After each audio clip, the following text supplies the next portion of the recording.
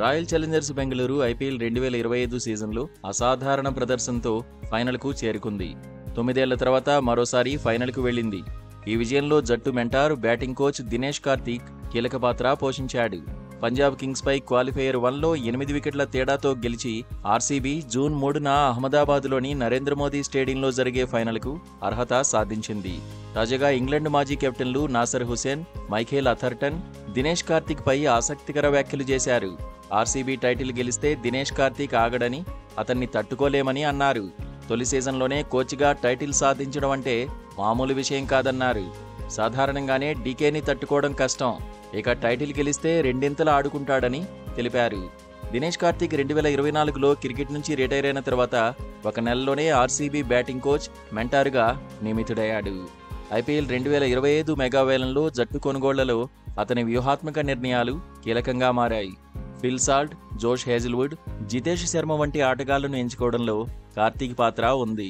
వీరు జట్టు విజయాలకు గణనీయంగా దోహదపడ్డారు. జితేష్ శర్మ లక్నో సూపర్ జెయింట్స్ పై మ్యాచ్లో 85 పరుగులతో అజేయంగా నిలిచి కార్తీక్ మార్గదర్శకత్వంలో తన ఆటలో మెరుగుదలను ప్రదర్శించాడు. అలాగే విరాట్ కోహ్లీ 54 పరుగులతో చేసిన స్థిరమైన ప్రదర్శన ఆర్సీబీని క్వాలిఫైయర్ 1లో విజయతీరాలకు చేర్చింది. కార్తీక్ ఆన్ఫీల్డ్ నిర్ణయాలు, మ్యాచ్ సమయంలో వ్యూహాలు రచించడం, ఆటగాళ్లను ప్రోత్సహించడం వంటి వాటిలో చురుకైన పాత్ర పోషిస్తున్నాడు.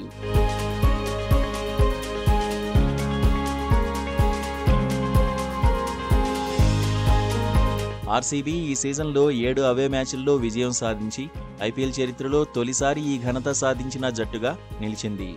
ఆర్సీబీ ఫైనల్లో పంజాబ్ కింగ్స్ లేదా ముంబై ఇండియన్స్తో తలపడనుంది. ఫైనల్లో విజయం సాధిస్తే 17 సీజన్ల తర్వాత వారి తొలి ఐపీఎల్ టైటిల్ సాధించే అవకాశం ఉంది. దినేష్ కార్తీక్ మెంటార్గా తన తొలి సీజన్లోనే ఈ విజయాన్ని అందించగలిగితే అది ఆర్సీబీ చరిత్రలోనే ఒక చిరస్థాయి ఘనతగా నిలుస్తుంది. నాసర్, అథర్టన్ల వ్యాఖ్యలు కార్తీక్ ప్రభావాన్ని, అతని ఉత్సాహాన్ని హైలైట్ చేస్తూ ఈ ఫైనల్ను మరింత ఆసక్తికరంగా మార్చాయి.